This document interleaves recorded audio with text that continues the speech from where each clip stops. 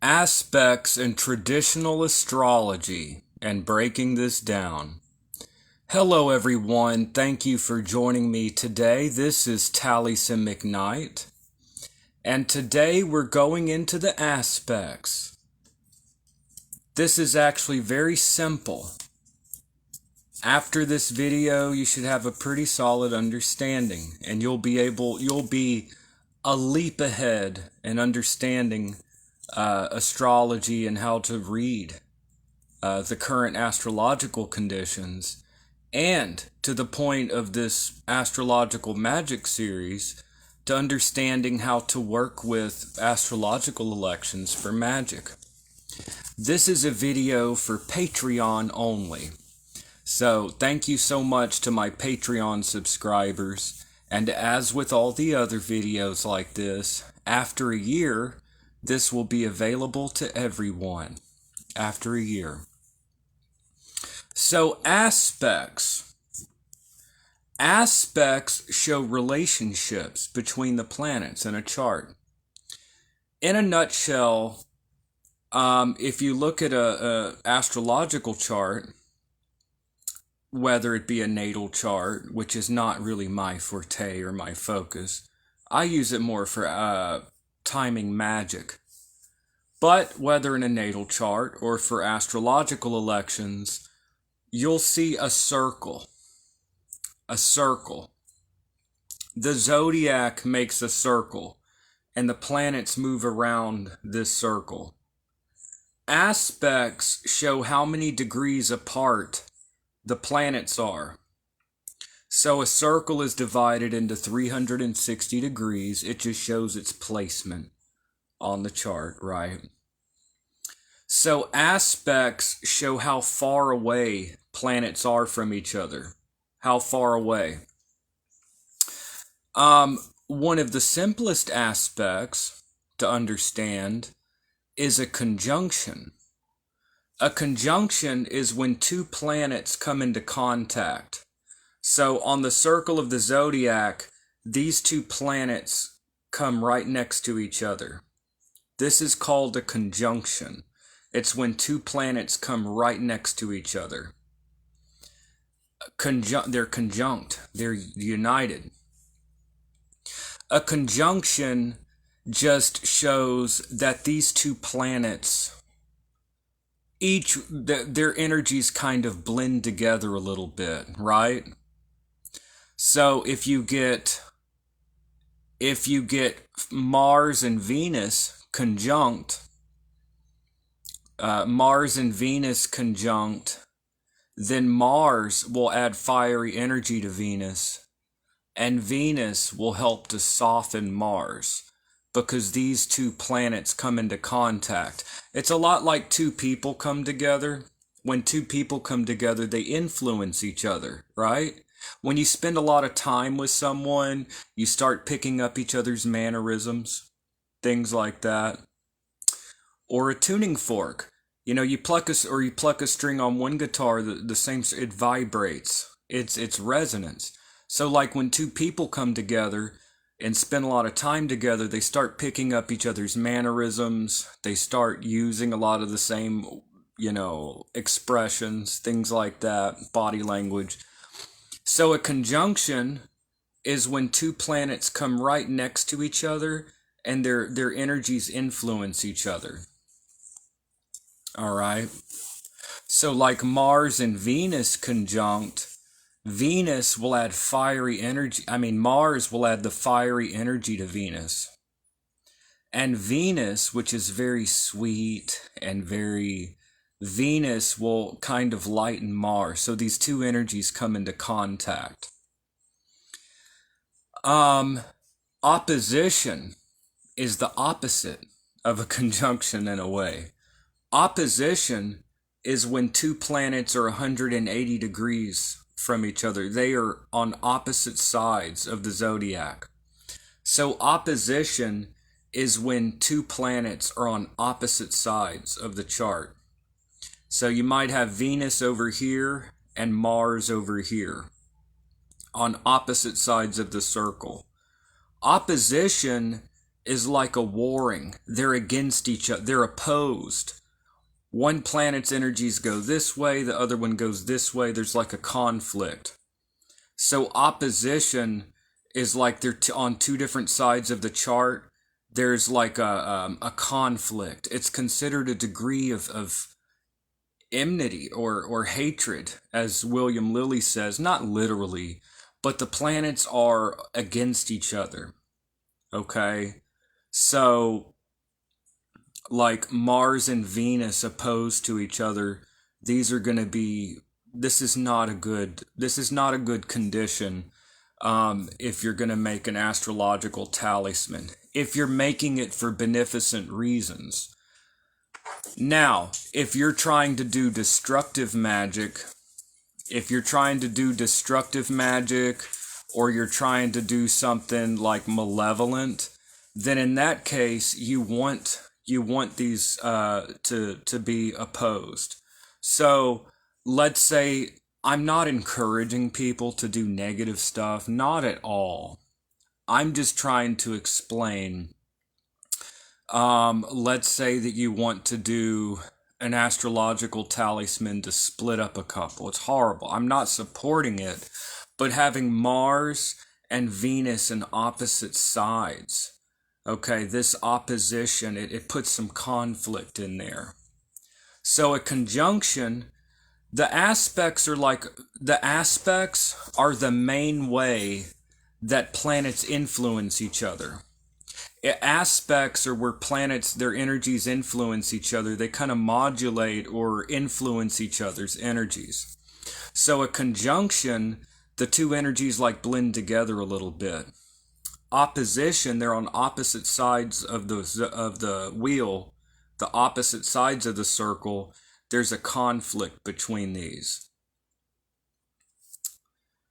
A trine is 120 degrees apart. It's a third of the circle. A trine, a zodiac, the wheel of the zodiac is 360 degrees. 120 degrees, 120 times 3 is 360. A trine is a third of the wheel. The planets are roughly 120 degrees apart. A trine is a friendly aspect. The planets influence each other, but it's a friendly influence. It's a positive or a very friendly influence. They're not against each other. They're kind of working together like two friends. A sextile is 60 degrees apart. It's 1/6 of the zodiac apart. It's also a friendly aspect. So a trine and a sextile, trine is a third of the zodiac. So if you imagine a wheel, a trine is a third of that section. It's 120 degrees. A sextile is half of that. It's 1/6 of the wheel. It's 60 degrees apart. So trines and sextiles aspects are friendly. Square is 90 degrees apart. It's 1/4 of the wheel apart. So if you imagine a circle, one planet is here, another planet is here. Okay, again, if you imagine the rays, they're bumping into each other. Square, and it's like the shape of a square. 1/4 of the zodiac or the wheel apart. Squares are opposed. They're not as bad as an opposition, but they're still in conflict with each other. So if you think of the planets as like actors, it's like a play. It's a theater. It's like theater or a great play where the planets are personalities that interact with each other. Maybe Mars and Venus are not getting along. Maybe Mars and Venus are friendly. They're still influencing each other, but in a more positive kind of way, more of a friendly way. So you have conjunction, where two planets line up, they're right next to each other. Opposition is where two planets are on opposite sides of the wheel. They're roughly 180 degrees apart. A square, they're a quarter apart. Square is not as bad as opposition, but the planets are coming into conflict. They're not getting along.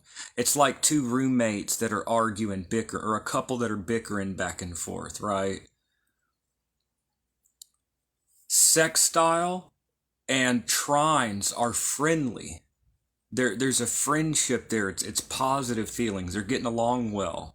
So are the planets getting along in the chart, or are they in conflict? Trines are considered more powerful than sextile. Opposition is more conflict than a square, but they're both in conflict.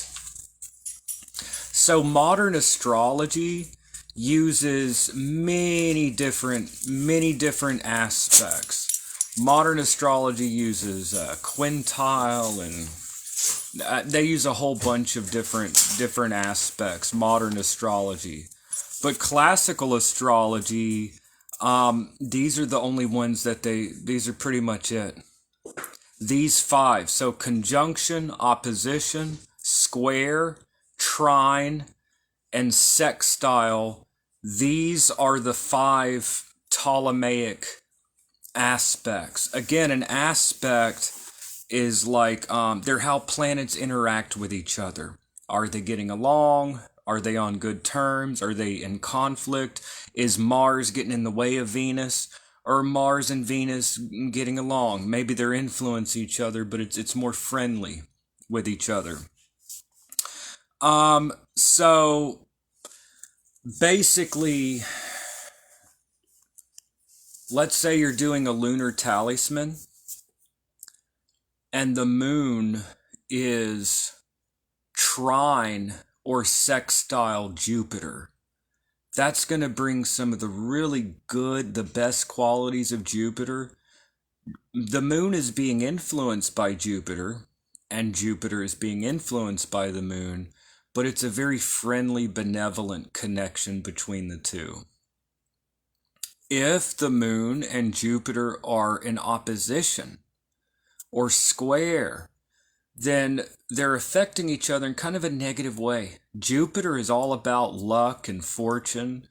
If you're doing a lunar talisman, you don't want the moon to be in opposition or square aspect to Jupiter. That means that they're not getting along. Maybe in that talisman, there'll be a little bit of an impact, kind of, you want good luck on your side. You want Jupiter on your side. You don't want to have a talisman of the moon and there's a little bit of a conflict there with Jupiter or these other planets. So a conjunction is when they are conjunct, they're together. Opposition, they're on opposite sides of the wheel. They're in conflict. A square, 1/4 of the zodiac, like a square is 4, 1/4 of the zodiac apart. One planet here, one here, they're raised. It's a conflict.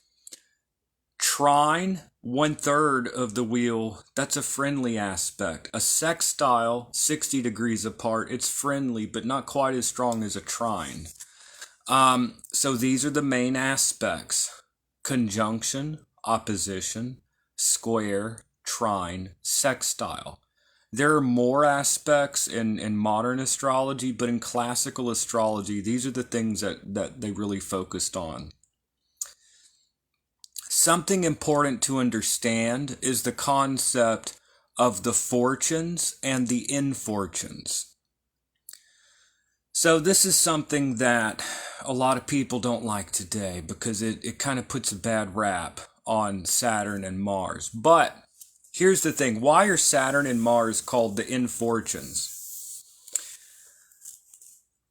Mars can bring some hostility to any kind of working. Mars can bring a little bit of hostility. You might get what you're asking for, but you might find a little conflict. You may have to fight for it a little bit. And when you're trying to get a job promotion, maybe you don't want to have competition. You don't want adversaries. You don't want there to be conflict. You want it to be an easy transition. So Mars is called one of the infortunes because it can add a little bit of hostility, a little bit of conflict. If you're doing planetary magic and Mars is in a friendly aspect like sextile or trine, some of the classical astrology, they say still don't do it. But the main school of thought, is that as long as they're in trine or sextile aspects, it's probably not too bad. It's okay. There might be a little bit of competition. It's not too bad because it's a friendly aspect, trine or sextile. If you're doing a moon talisman and Mars is trine or sextile with the moon, at least it's a friendly aspect. It might even add just a little bit of energy to it. But if you're doing a moon talisman and Mars is in opposition or square, that could be a problem. That means that you're doing this in the effects of the talisman, you may have adversaries, you may have conflict, you have people opposing you, you may have to go through some troubles to get it to occur. Now, classical astrology, classical like magicians working with this, they believed in the effects. That's why they were so focused on getting these things down. It was all about the right timing. There is no perfect timing. Really, it's weighing one thing against another. But they believe that it did matter. It absolutely mattered to them. If you're working this type of magic, it's all about timing. When the planets are aligned in the right way, it created a type of doorway, a portal. And they believe that you better jump on this opportunity, you would harness those energies, okay? And if the astrological weather or conditions, it's like going sailing in the right weather. You don't want to sail in bad weather. If there's problems going on, maybe it's not the best time to make that talisman because it may have some of these negative effects. They believe this. For centuries working with this, they believed that it could spoil a working if you had Mars in opposition or in square aspect to this lunar talisman as an example. They believed that absolutely it mattered.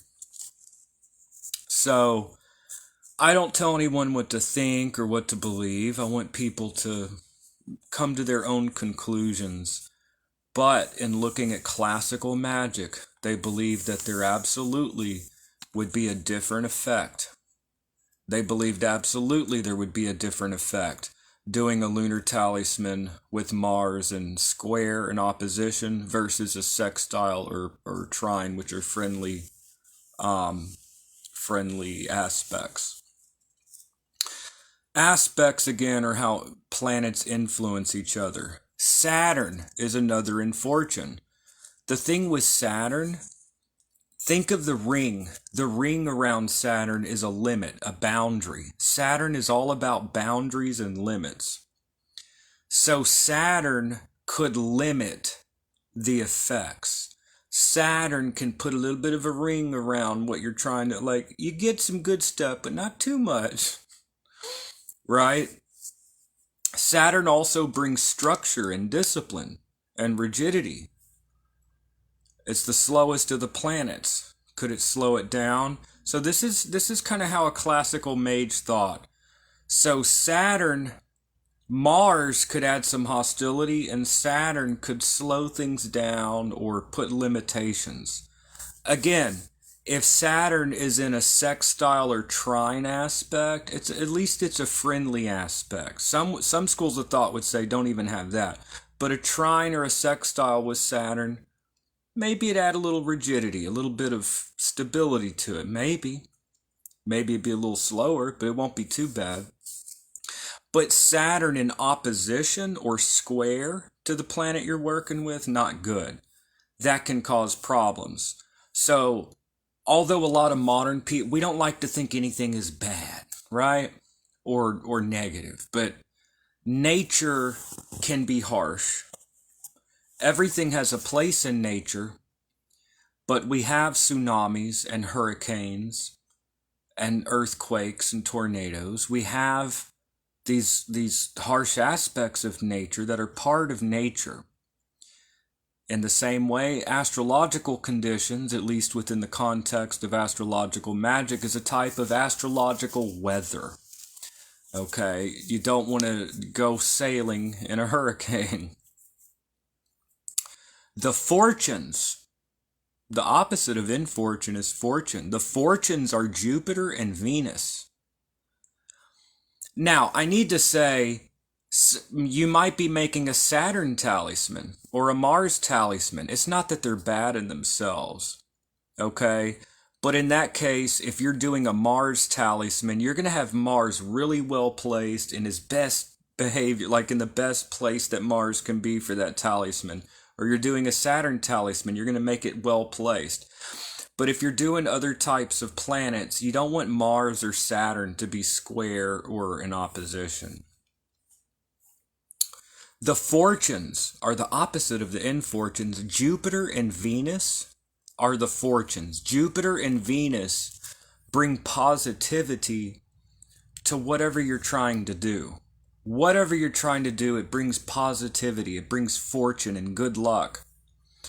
So, having Jupiter or Venus in any kind of constructive working, right? I'm not encouraging people to do bad stuff, not by any means, but Picatrix talks about this. Picatrix, you know, if you're trying to do malevolent or destructive magic, which I'm not encouraging, you want the infortunes in square or opposite. You want these because you're trying to bring the most chaos, right?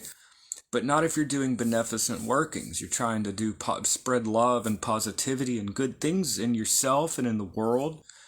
Then you don't want that. Now, Jupiter is expansive. It brings good luck and fortune to anything that you're doing. Jupiter and Venus. So, let's say you're doing a lunar talisman. If you have Jupiter or Venus in a trine or sextile friendly aspects, trine or sextile, that's going to really help your working. It's going to bring lots of good fortune to your lunar talisman. Because again, your lunar talisman is just an example. A talisman of the moon is about the moon. But the aspects show how the other planets are impacting the moon. As an example, if you're doing a moon talisman, you're focused on the moon, but these aspects show how the other planets are affecting the moon right now. So having Venus or Jupiter in a sextile or trine aspect or conjunct with the moon, this is going to bring lots of good fortune and good luck and all of these types of things. So it's not about saying that Saturn or Mars is bad, but you have to have something to account for the harsher aspects of life. We look out in nature. Everything's not hunky-dory. Not everything's not perfect. We see hurricanes and earthquakes and plague. Well, astrologically speaking, we have harsher astrological weather. So Mars and Saturn, they're not bad in themselves, but in an opposition or square, Mars or Saturn can negatively affect whatever you're working with. The fortunes, on the other hand, Jupiter and Venus they're a lot of the lighter aspects of life. Fortune and good luck and friendliness and popularity and love and all these things. Having a sextile or trine or conjunction with Jupiter or Venus could really help you with whatever astrological talisman that you're making or spirit working. However, being in a square or opposition kind of puts the planet you're working with against Jupiter or against Venus or anything else. So the fortunes and the infortunes, this is classical astrology. The aspects, let's say you're doing a Mars talisman to help you to have courage. You may I made a video on essential dignities recently. Was it the last video or a couple videos ago? Was it the last video? I don't know. I should remember. It's the last one I did, I think. I talked about essential dignities. Let's say you're going to do a Mars talisman. It's not bad. You're doing Mars for courage. You may put Mars in Aries, which it rules, that's its essential dignity. And because you're already doing a Mars talisman, you don't want war, you don't want to go into battle. You just want some courage, but you don't want to, oh, you want courage? You don't want to have a bunch of conflict for this courage. So, and you don't want it limited. So you're doing the Mars talisman. It would be great if you can have Mars in a sextile or trine aspect to Jupiter or Venus. Can really kind of lighten the hostility and bring out the more positive qualities of Mars. Makes it more manageable. If you're doing a sun talisman, you're doing a solar talisman, oh, it's Sunday, it's the hour of the sun's in Leo, it's essential dignity, or Aries, it's exaltation, or it's in its triplicity, it's the day ruler of the fire signs, whatever. The sun's in Sagittarius, okay, it's in its triplicity by day, whatever. I made my last video on essential dignities. If you understand essential dignities and then these aspects, you're a long ways to having this. These two videos, very good you get this video on aspects and my last one on essential dignities. You got it, you're way on your way. You could probably start doing astrological magic if you understand this video on aspects and the last video I did on essential dignities. You could probably start doing this stuff. You're doing a sun talisman and everything's great, but the sun is opposed to the moon. The moon affects everything. No matter what planet you're working with, the moon, according to Picatrix, was like a filter. It's the satellite of the Earth. All the other astrological conditions filter through the moon to reach Earth. So if you're doing a sun talisman, oh, the sun's in Leo, the sun's in Aries, it's exalted.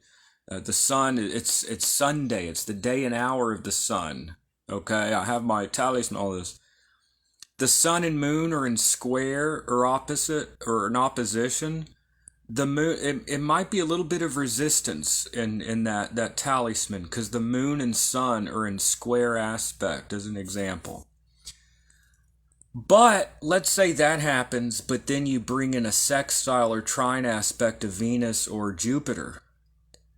That could at least lighten things. It could make things a little bit more positive, right? So the aspects are all about how the planets in a chart influence each other.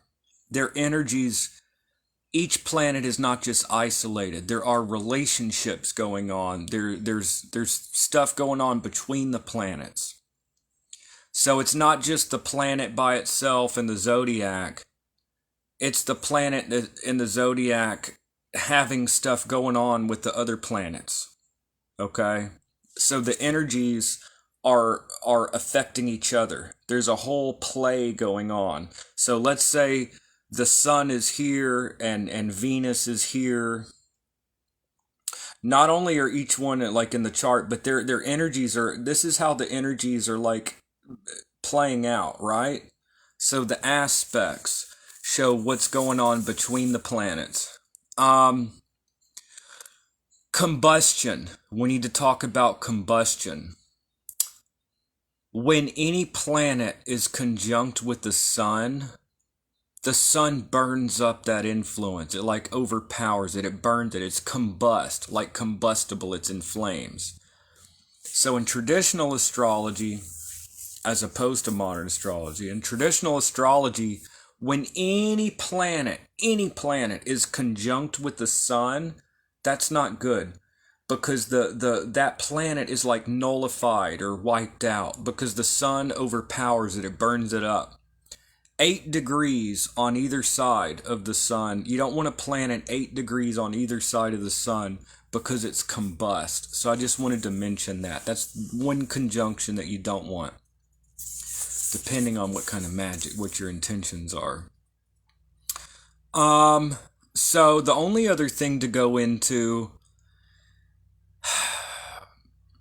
These degrees may not be exact. To be in opposition, they don't have to be exactly 180 degrees apart. What if it's 185 degrees or 175 degrees? Is that still opposition? Yes. This is what you call the orb. The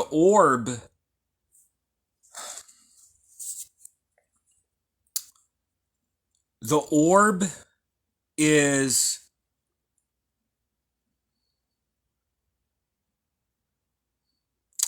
it's the margin of deviation or inexactness allowed for an aspect to remain valid. So partile is when the degrees are exact. These two planets are exactly 120 degrees apart. That's partile. It's very rare. The orb is how much of a margin of inexactness that it's still an aspect. Each planet has a different orb. Well, it depends on what system you're using. Like Saturn has an orb of 10 degrees. Venus, according to William Lilly and his Christian Astrology. It's funny. I know the name of the book is funny. Christian. It's not a dogmatic religious text. I don't know why he named it Christian Astrology. It's not like it sounds. It's not like a dogmatic text. But it's an awesome text from the 1600s, 1647. It was published in 1647. So it's classical, traditional astrology from the 17th century, Christian astrology. Saturn has an orb of 10 degrees. Venus has an orb of 8 degrees. Jupiter has an orb of 12 degrees. The orb is how many degrees around a planet that it still has an influence with the aspects. What happens is the moiety, I know this is getting a little complex, moiety is half of the orb. So Saturn has a 10 degree orb. That's 5 degrees on each side. Half of 10 is 5.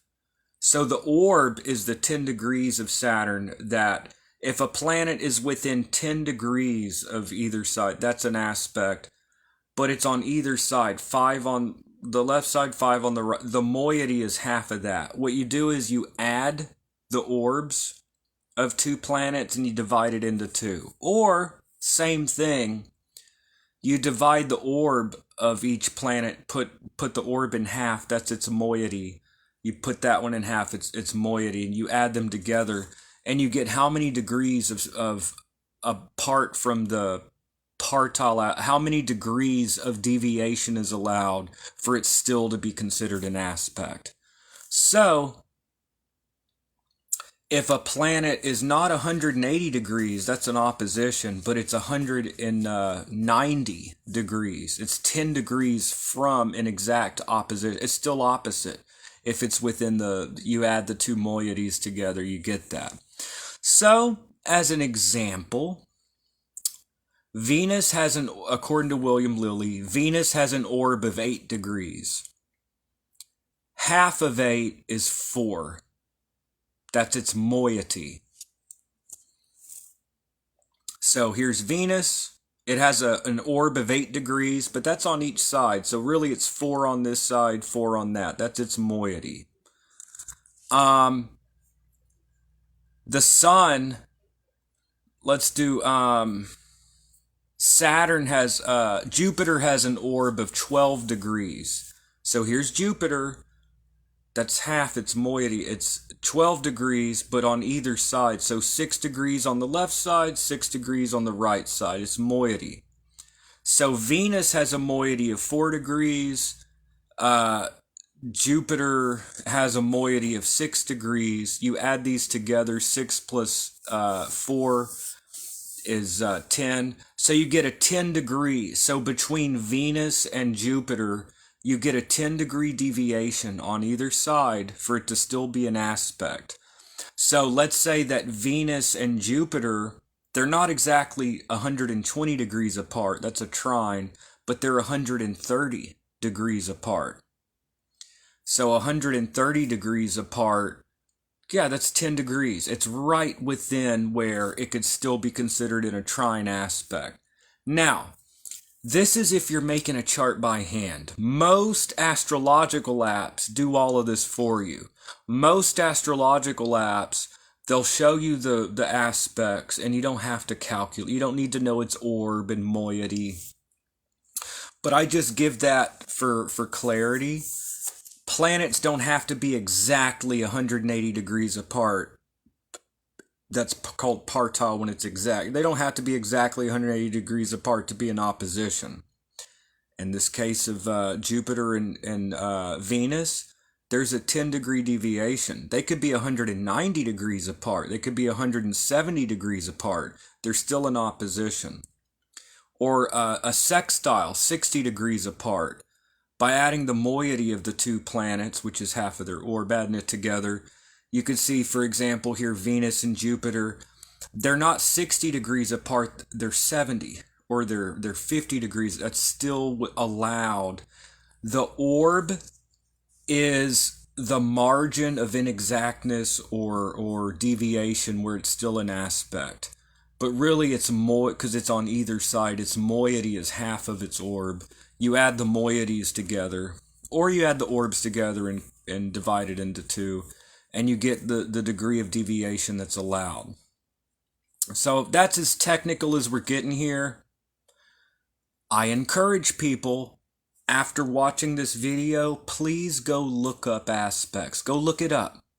Read some articles on... Go read some articles on aspects after watching this video. So in a nutshell, any astrological chart, whether you're finding a good time for a ritual, whatever else, is a circle. The aspects are how many degrees apart two planets are. Are they on opposite sides of the wheel? Are they right next to each other? Are they 60 degrees apart? Are they 120 degrees apart? Are they in square aspect, which is a quarter apart, 90 degrees apart? So it just shows, so the planets are each moving, okay? They're each moving. Where they are at any snapshot in time shows how they're interacting. So once again, a conjunction is when two planets are right next to each other, or within their moiety, that deviation that it's still in conjunction, right? So two planets are right next to each other, that's a conjunction, which normally just means they're impacting each other, unless it's the sun. If it's the sun, the other planet is combust. The sun kind of burns up the other planet. It nullifies its effects. So conjunction is a conjunction. They're just influencing each other, unless it's the sun, in which case it's a combustion. Opposition, they're on opposite sides of the wheel. They're like warring, they're against each other. Square, 90 degrees apart. They're still in opposition. It's not as, they're still against each other. They're still warring. These planets are in conflict. Their energies are negatively affecting each other. It's not as bad as an opposition, but its square is still not good. Trine, a third of the zodiac apart, like trine is 3. It's 120 degrees apart. That's the friendliest of aspects. Sextile is 60 degrees apart. It's half of a trine. It's 1/6 of the zodiac apart. Sextile is still friendly, not quite as much as a trine. So conjunction, opposition, square, friendly aspects trine, and also friendly is sextile. Not quite as friendly, but friendly. You have the fortunes, which are Jupiter and Venus, and the infortunes, which are Mars and Saturn. Again, it's not saying that Mars and Saturn are... You might be doing a Mars talisman or a Saturn talisman, but in such a case, you want it well placed. Now, this is all assuming that you're doing good stuff. You want to spread more light and goodness in the world, right? You want positive things. But the opposite is the case if you're trying to do bad stuff or destructive stuff. You want all these negative influences in there. But be careful, because you're harnessing those energies. They could bleed into your own life in the process. not because of retribution, but just because you're handling those energies. When you handle fire, sometimes you get burned a little bit or a lot. So the aspects are how planets are interacting with each other. Okay, think of it like a play. The planets are here. It's not just each planet off to itself. They're influencing each other and interacting. It's like a great cosmic play. So with this video, I encourage you, go read some articles. That's your homework. Go read some articles on aspects. Study it a little bit. Read a few articles on aspects between now and the next video.